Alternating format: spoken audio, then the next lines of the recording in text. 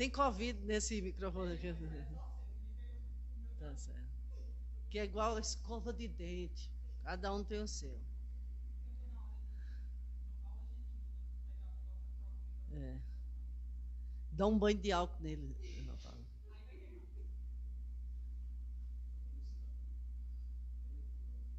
Pronto. Boa noite, pessoal. Sejam todos bem-vindos. Mais uma vez estamos aqui, sexta-feira, para fazer mais uma live. E estamos também fazendo uma experiência, convidando sempre, no máximo, 20 pessoas para vir assistir daqui de nosso auditório, trabalhadores da casa, e ver como fica a disposição das cadeiras, o espaço, o calor, se faz ou não faz, porque nossas janelas têm que ficar abertas, nós não podemos fechar, ligar o ar-condicionado deixando fechadas as janelas, não. Está até ligado, mas tudo aberto. Para seguir as normas, né? As regras, para voltarmos a funcionar.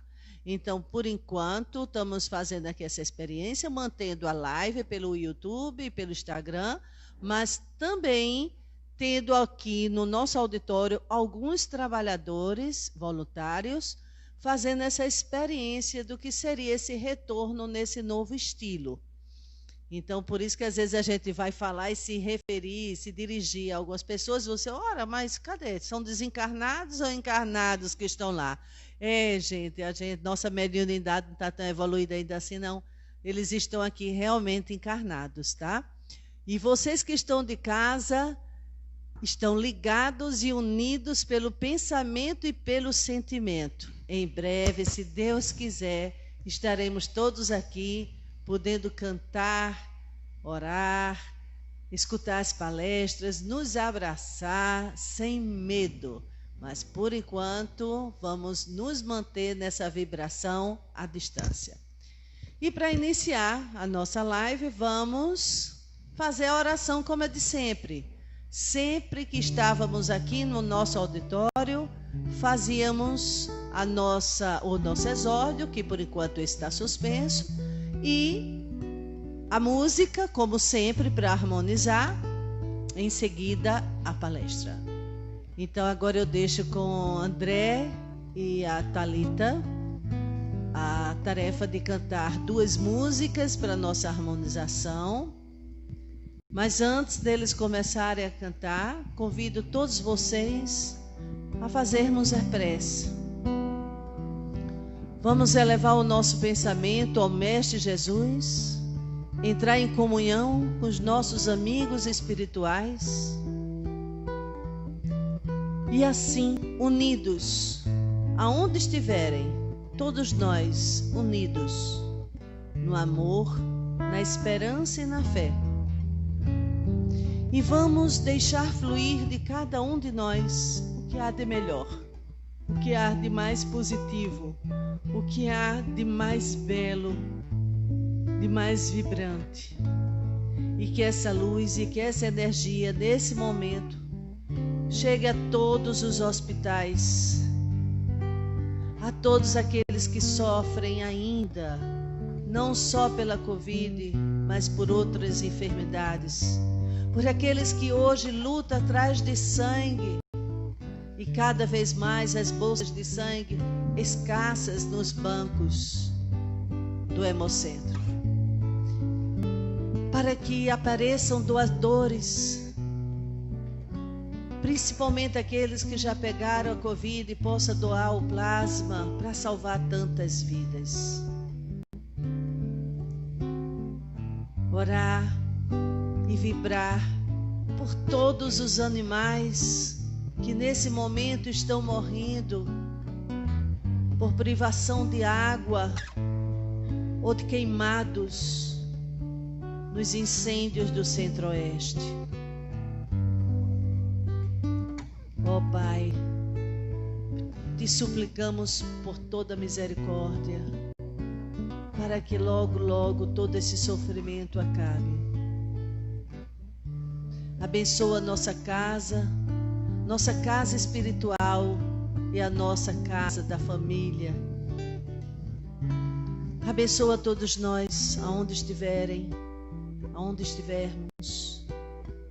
Que a tua luz e teu amor se estenda sobre todos nós, nos envolvendo com a tua paz, com a tua harmonia e esperança.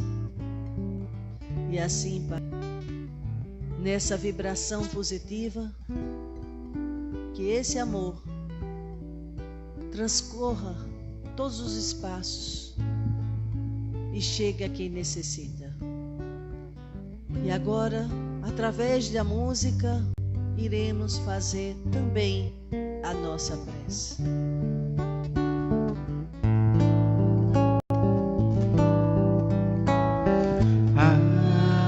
Agradecemos, Senhor, Senhor, esses momentos de paz, nós te sentimos aqui, em vibrações fraternais, na estrada da vida, conduz-nos ao bem, na alegria e na dor. Seja o amor nossa bandeira de luz, amado Mestre Jesus. Seja o amor nossa bandeira de luz, amado Mestre Jesus. Ótima. Outra.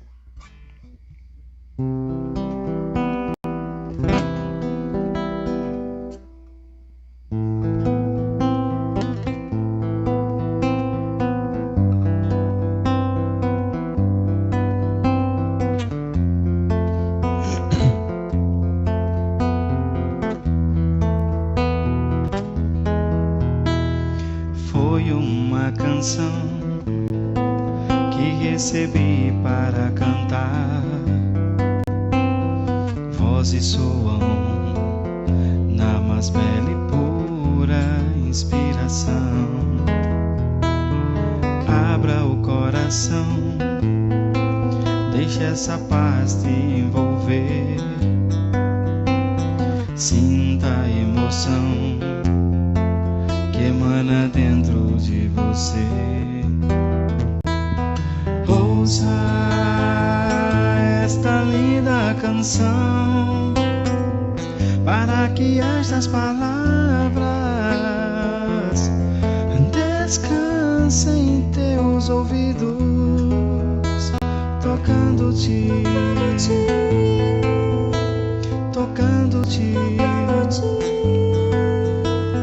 com um coração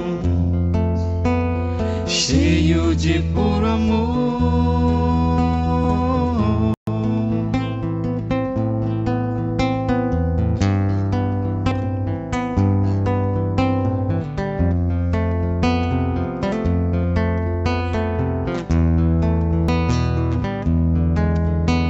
Mergulhe em você, veja quão belo e infinito. Sinta florescer o amor do Pai, o amor do Cristo. Jesus estende a mão na luz de um novo amanhecer. Deixe renascer o amor que existe em você. Veja o sol nascer e o poente contemplar. Sinta a natureza e a riqueza que há no mar. Ouça a voz do coração coração e sinta o amor do Pai chegando a ti, tocando-te com um coração cheio de puro amor.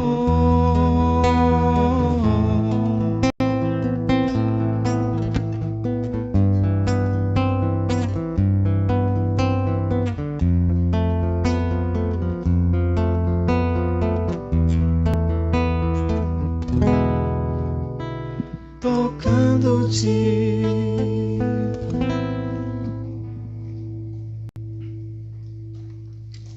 Como é bom, né? Ai, dá uma leveza, uma tranquilidade. Como é bom estar em casa ouvindo essa dupla. Hoje de dupla, outro dia era de grupo. E agora poder ter o prazer e a satisfação de escutar João Paulo. Pode vir, meu amigo. Vou passar aqui. Você só não pode pregar esse microfone. Esse aqui corre risco de ter Covid. Mas agora vocês estarão com o João Paulo, gente.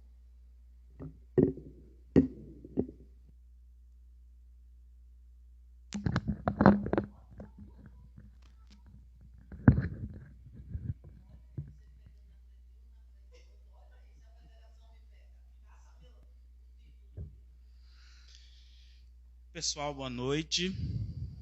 Boa noite aos que estão aqui. Boa noite aos que estão em casa. Boa noite aos desencarnados de casa, aos desencarnados daqui. Hoje nós vamos conversar sobre desencarnação de pessoas amadas e a vida futura.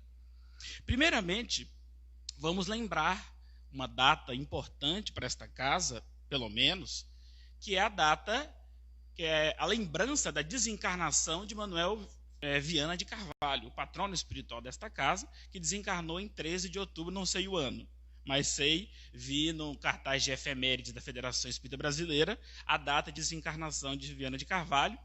Não conheço muito da vida dele quando ele esteve encarnado, mas sei do trabalho que esse espírito realiza no mundo espiritual, junto à oratória espírita, particularmente junto a Divaldo Pereira Franco, e também através de outros médiuns, divulgando a doutrina espírita, o Consolador Prometido. Depois desse introito, vamos ao nosso tema. Morte. Onde está, ó morte, a tua vitória? Onde está, ó morte, o teu aguilhão? Frase de Paulo na primeira epístola aos Coríntios, capítulo 15, versículo 55. Essa frase de Paulo diz respeito àquilo que é central no cristianismo, em todas as religiões cristãs: a vida espiritual ou a vida futura. Todas as religiões cristãs, todas, estão baseadas na ressurreição de Jesus. E a mensagem da ressurreição de Jesus é a mensagem da continuação da vida. E que não me venham falar, os apressados, de que só alguns ressuscitam. Só para alguns está destinada a imortalidade pessoal, porque isso não faz sentido. O próprio texto evangélico vai deixar isso muito claro. E hoje, nós vamos falar um pouco disso, desencarnação de pessoas amadas sem haver uma morte. Como é difícil perder.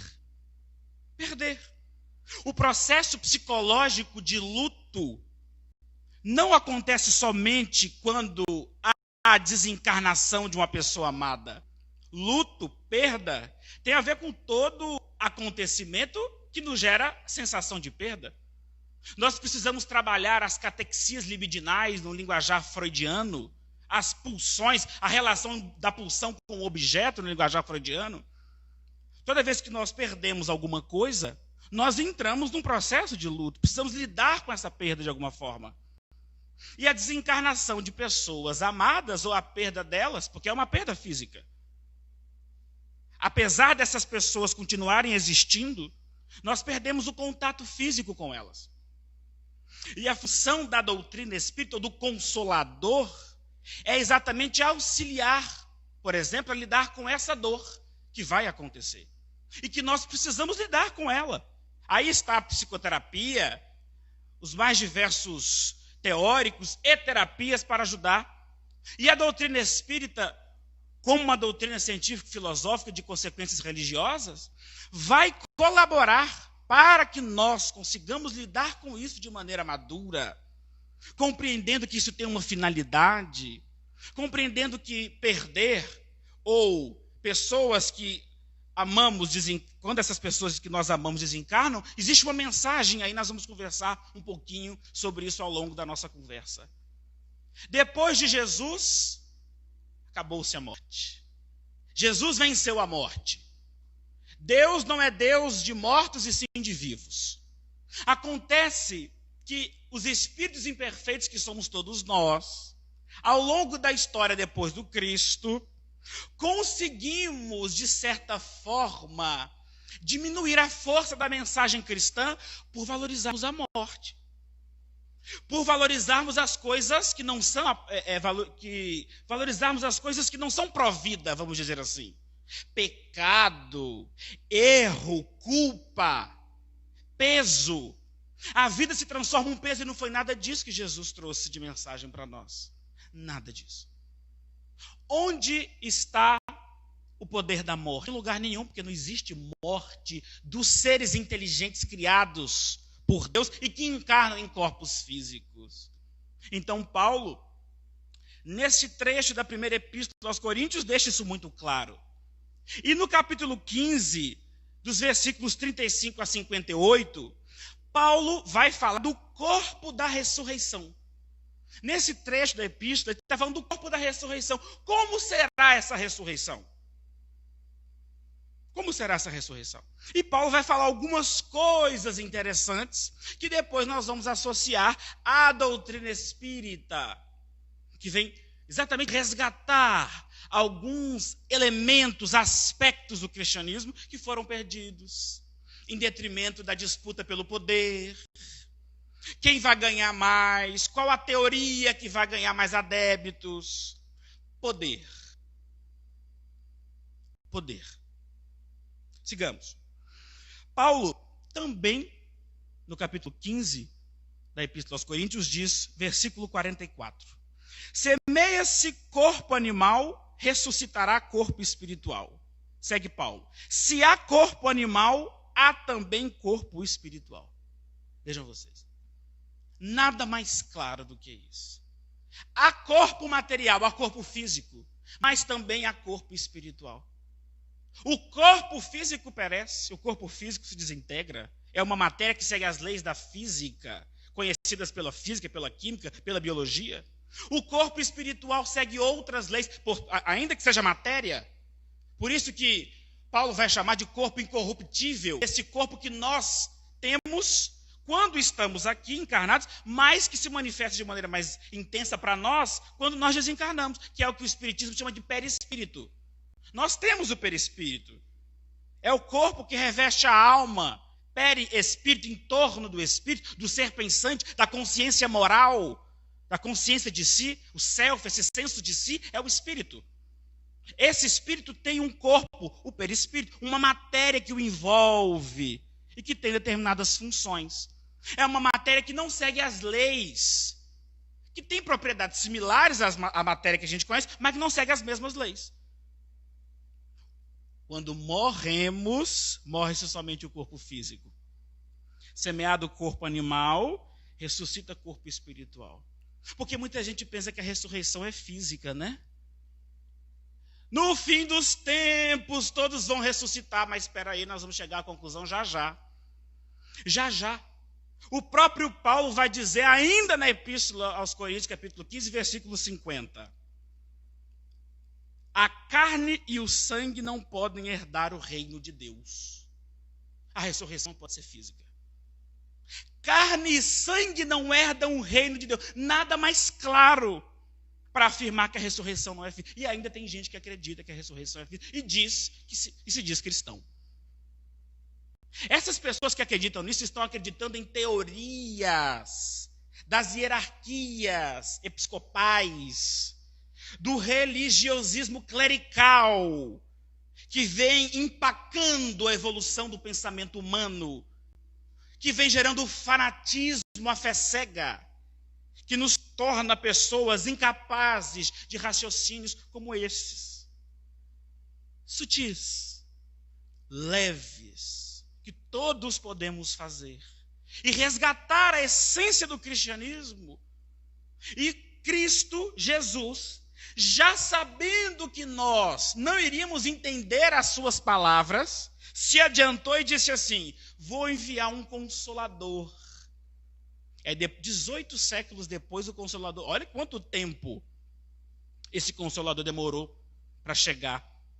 E esse consolador, o espiritismo, é singular, porque a doutrina espírita, ela fez uso de todo o avanço do pensamento humano até o século XIX.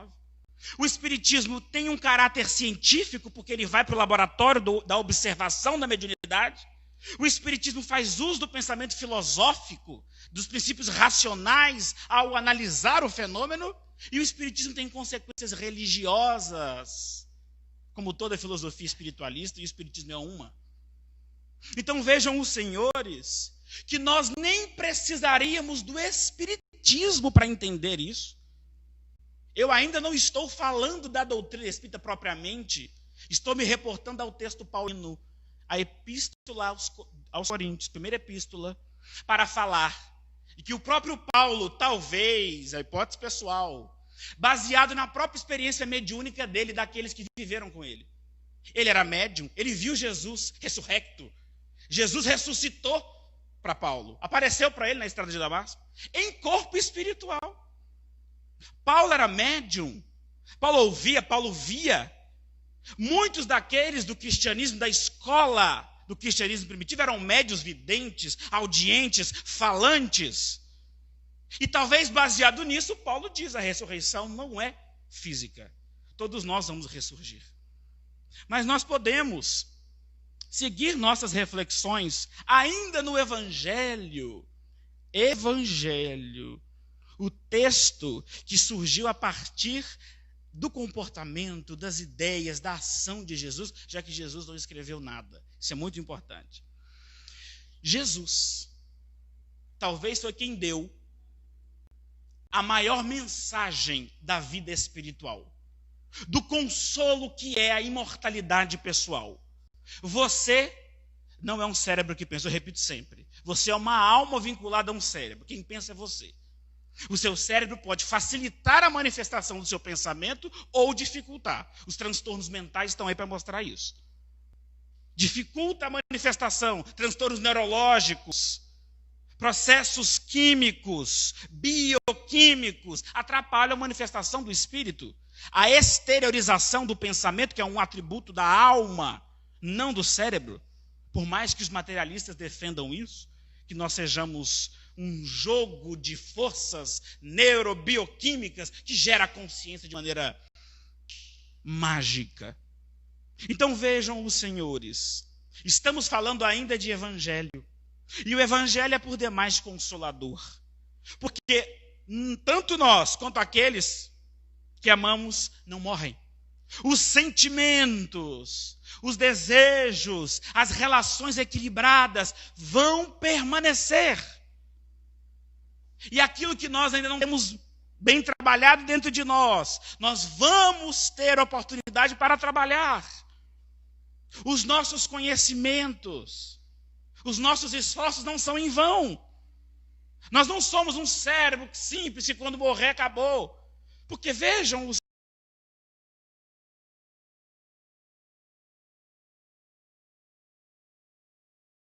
senhores, o materialismo toma conta, ainda que muitas pessoas se digam religiosas.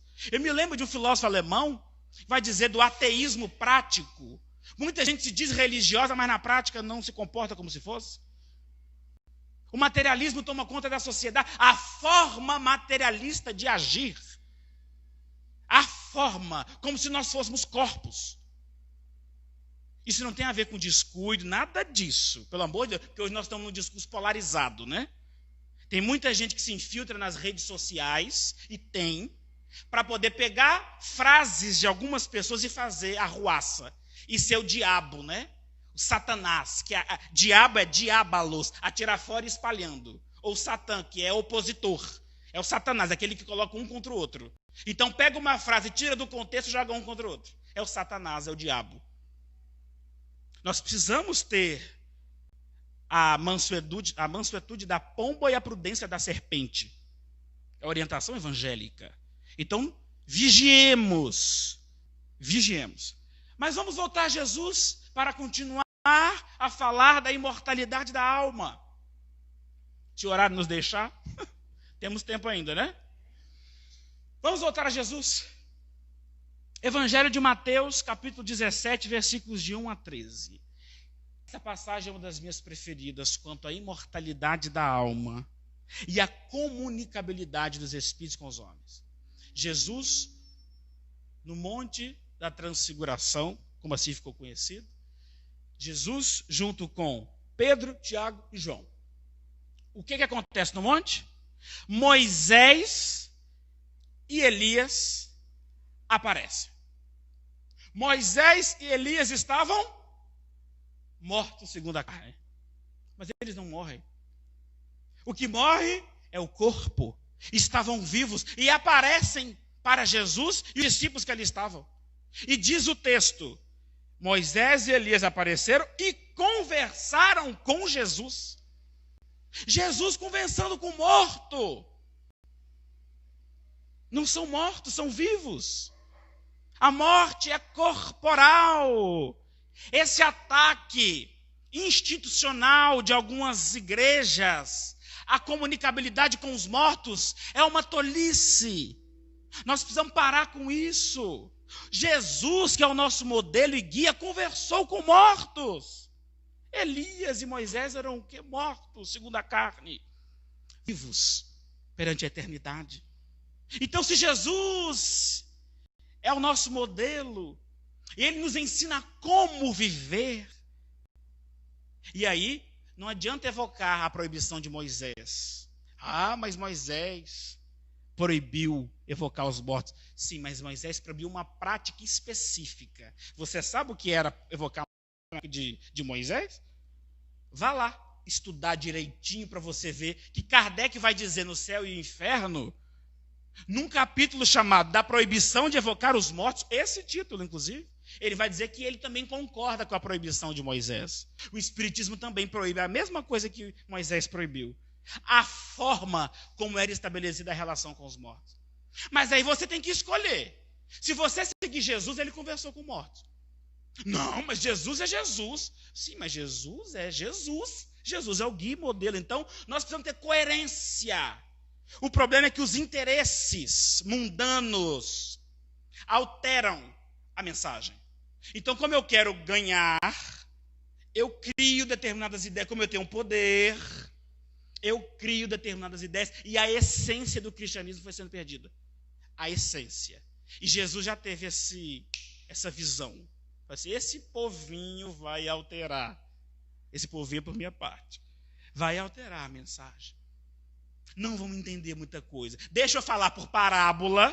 Olha só. Deixa eu falar por parábola, porque vai ter problema. Né? A parábola eu vou tentar lhe botar mensagens que vão servir para muito tempo depois, de maneira metafórica. Mas deixou o ensinamento. Mesmo com as deturpações, aí está o texto para que nós estudemos em conjunto. Porque nós não podemos nos arvorar senhores da verdade absoluta. Eu tenho a verdade absoluta, os senhores abaixem a crista e aceitem. Não. Isso é uma postura ditatorial, tirânica. No cristianismo e particularmente no espiritismo, que é uma doutrina cristã, Kardec vai dizer isso. O espiritismo é uma doutrina cristã. De tal modo, diz Kardec, que o espírita e o cristão sejam a mesma coisa. Kardec vai dizer isso no Evangelho segundo o Espiritismo. E em que sentido o espiritismo é uma doutrina cristã? Não é no sentido religioso, clerical, que se criou depois de Jesus. Pelo amor de Deus, não é nesse sentido. O sentido cristão do espiritismo é o resgate das verdades naturais que Jesus representou. O amor, a convivência, a troca, a evolução, a conversa com aqueles que já foram para o outro lado. Jesus conversou com Moisés e Elias. Ali era a hora, penso eu. Se ele concordasse com Moisés, assim, gente, olha, eu estou conversando com Moisés e Elias aqui, mas vocês não. Era a hora, porque Jesus nunca proibiu o convívio com os mortos. Olha que coisa interessante. Vocês não vão encontrar nenhuma proibição de Jesus sobre isso. E aí você tem que escolher. Você vai ficar com quem? Com o guia modelo da humanidade? Com aquele que é? Ou você vai ficar com interpretações de outras pessoas?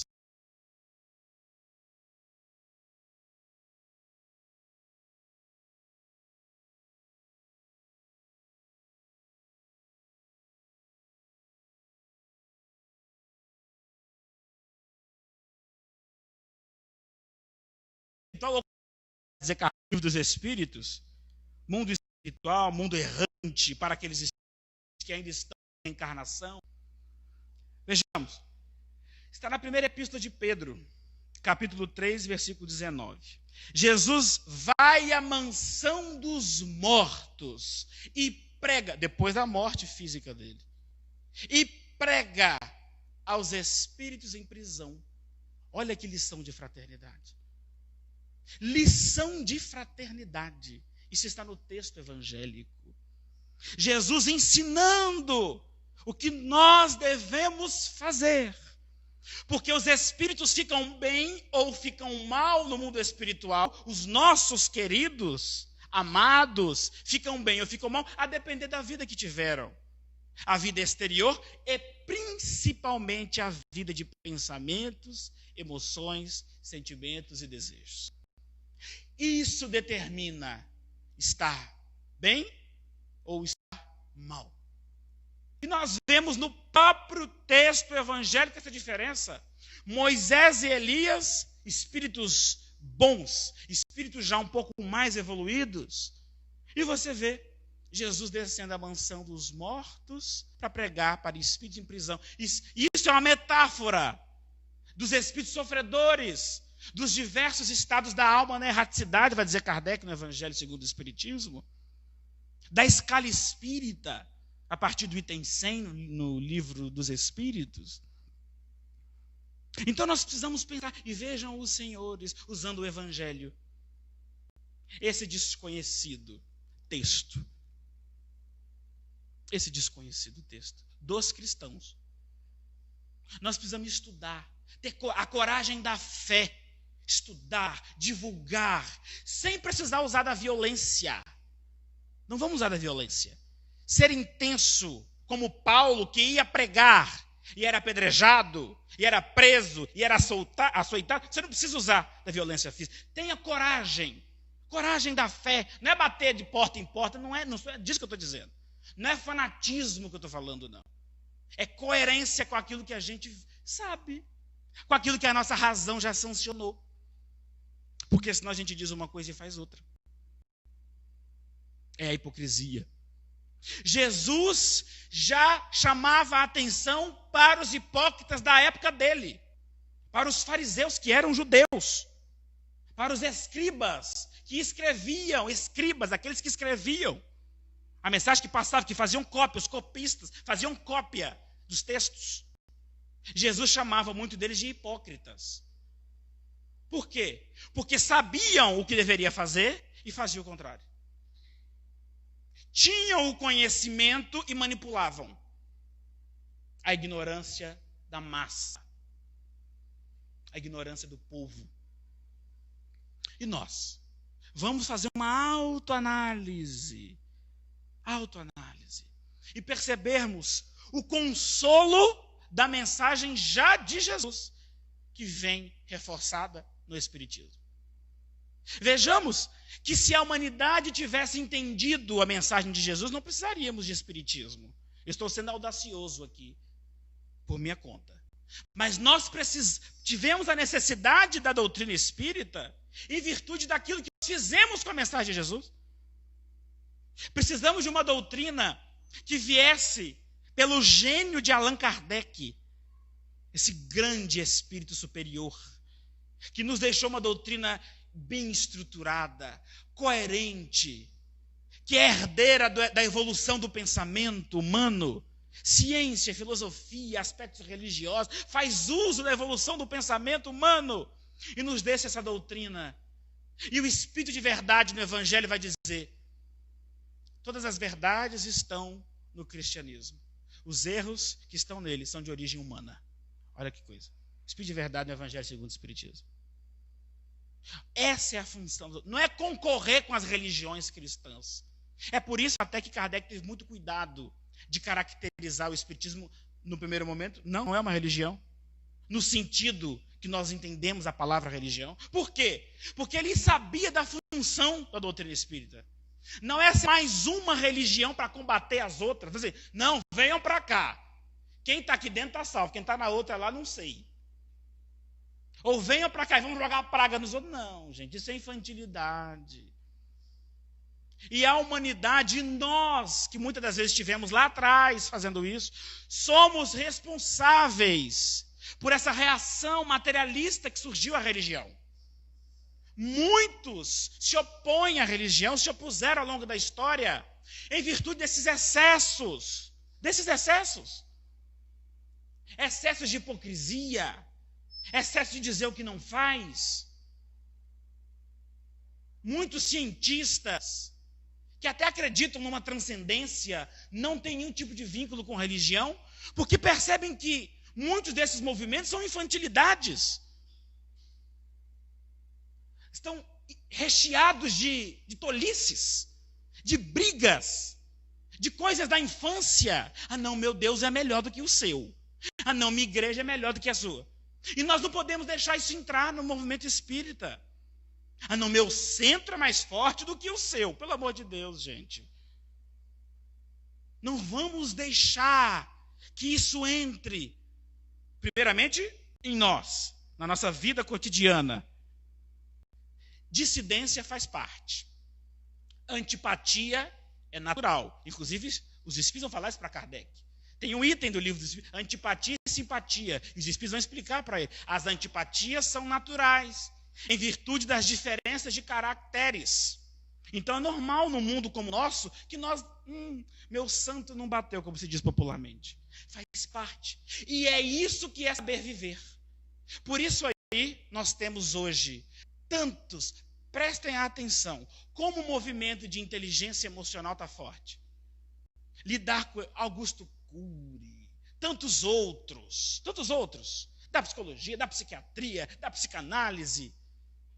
Nós estamos com tanta evolução tecnológica, mas o problema emocional, a pandemia está aí para mostrar isso.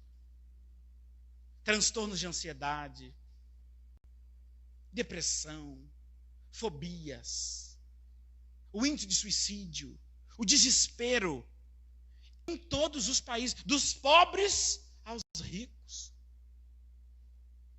E antes da pandemia, viu? A pandemia aumentou muita coisa em virtude do contexto, da forma como a gente agora vai ter que lidar durante algum tempo. São provas para saculejar a humanidade. Quer dizer, vamos botar esse povo para trabalhar. Vamos saculejar para ver o que é que eles estão aprendendo. Eu estou dizendo isso da minha cabeça, não é nenhuma informação espiritual. Que tem isso ainda, às vezes, no nosso movimento. Tudo bota na boca de espírito. Estou falando aqui da responsabilidade do João Paulo. Então vejam vocês, nós precisamos pensar. E Jesus faz um apelo ao pensamento. Kardec, o bom senso encarnado, como foi chamado por Camille Flammarion. O bom senso encarnado. Nós precisamos desenvolver isso. E resgatar essa essência do cristianismo. Nós somos almas imortais, responsáveis em processo evolutivo. Responsáveis em processo evolutivo. Aqueles nossos amados que se foram permanecem vivos. Nós também estamos e permaneceremos. Então vamos estar da melhor forma possível. Essa é a conclusão que Kardec chega. Depois que ele observa, pela análise experimental, de que aqueles fenômenos anômalos, conforme vai chamar a filosofia da ciência, fenômenos que escapam à explicação da ciência, fenômenos das mesas girantes na época de Kardec, depois que ele chega à conclusão de que aqueles fenômenos eram causados por inteligências invisíveis, por controlar a identidade, por uma série de metodologias próprias, que ele vai expor, inclusive, no Livro dos Médiuns, fica a dica, e em toda a revista espírita, a metodologia que Kardec usou para chegar à conclusão de que aqueles fenômenos eram causados por inteligências invisíveis, ele vai dizer, ora, então, os espíritos nada mais são do que as almas dos homens que já morreram. Nós não morremos. Aí Kardec faz o seguinte questionamento: o que nós podemos fazer para ficar bem? Porque uma das coisas que Kardec percebeu era que aqueles espíritos eram muito diferentes. Uns eram bons, outros eram maus. Uns falavam coisas interessantes, outras coisas assim estapafúrdias. Uns eram os brincalhões, outros eram ranzinzas. Então Kardec percebeu que existia uma diferença, vamos usar o termo, psicológica entre os espíritos. Espíritos diferentes. E aí ele vai chegar à conclusão e vai dizer, no Livro dos Espíritos, que a escala espírita é a chave da ciência espírita. Ou seja, a ciência espírita diz respeito ao laboratório da mediunidade. A chave ao lidar com a mediunidade é a escala espírita. Ele vai dizer isso no Livro dos Espíritos. Porque existe uma diversidade de caracteres psicológicos entre os espíritos e nós precisamos lidar com isso. Mas os espíritos nada mais são do que nós. Nós não morremos. Deus não é Deus de mortos, e sim de vivos. E o consolo que o Espiritismo proporciona vem daqui e daqui. Da razão e da emoção. O Espiritismo não é, como muita gente pode pensar, uma doutrina fria. Kardec, muita gente acha que Kardec, por causa da foto, né? Que normalmente é vulgarizada, que aquela pessoa com aquela cara fria, assim, nossa, não tinha coração. Nada disso. Ledo, engano e ignorância. O Espiritismo é uma doutrina que fala disso e que fala disso. De razão e de sentimento. Nós precisamos lidar com essas duas asas. A mente, na verdade, é um conjunto disso, razão e emoção. O ser é um todo, e nós temos razão, emoção. Então nós precisamos aprender a lidar com isso. Aí estão as ciências do mundo para lidar com isso, e o Espiritismo também sendo uma ciência para lidar com o espírito, com o elemento espiritual da vida. Facilitar que nós desenvolvamos sentimentos de esperança, de confiança em dias melhores, de confiança de que os nossos esforços não são em vão. Não são em vão. Ai, tudo que eu faço, meu Deus, tudo vai ficar, vou morrer mesmo. Pensamentos materialistas. Você não morre. Acorde agora. E isso não tem a ver com religião. Não tem a ver com religião. Por isso Kardec vai dizer, com muita propriedade, e é uma coisa hoje pouco dita no movimento espírita, que o Espiritismo se dirige a todas as religiões. Olha que audácia de Kardec. A todas. Por quê? Porque o que o Espiritismo trata é comum a todos os seres humanos, não tem a ver com religião. A espiritualidade natural, que é como Leon Denis vai chamar, espiritualidade natural, não tem a ver com religião. Você pode acreditar em Alá, em Jeová, em Sheol, em Orum, em Orixá, porque a religião muitas das vezes é produto da cultura, é produto de uma cultura, de um povo, de uma história. Então a religião tem a ver com a história. Antes de criticar, vai ler um pouquinho da história daquele povo, da onde surgiu. O que o Espiritismo trata não tem a ver com religião. Aliás, Kardec vai dizer, o que o Espiritismo trata, melhor dizendo, tem a ver com todas as religiões, que é o aspecto espiritual da vida, o aspecto transcendente da vida. O Espiritismo trata isso.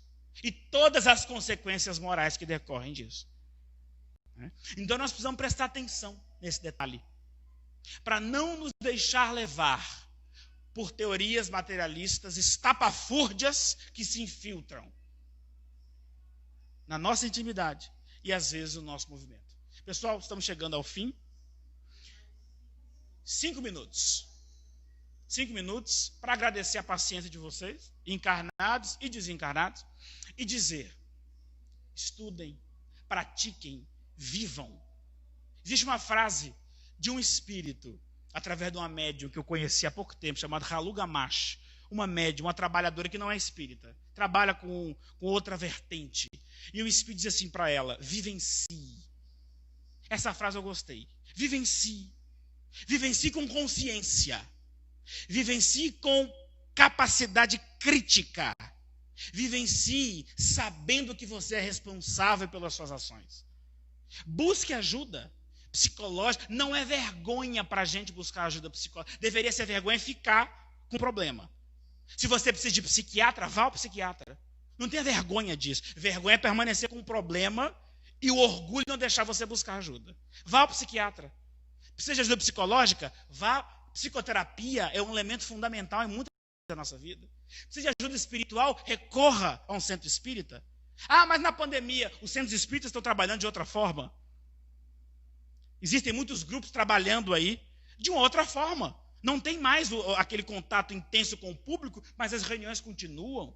Os trabalhos continuam. A assistência continua. Não tenha vergonha de ter problemas. Tenha vergonha de não buscar solução para eles. Tenha vergonha de permanecer estagnado no tempo e no espaço e culpando a vida, tudo e todos, pela sua ausência de coragem, de olhar para si e buscar apoio. Pessoal, muita paz e que Deus nos abençoe.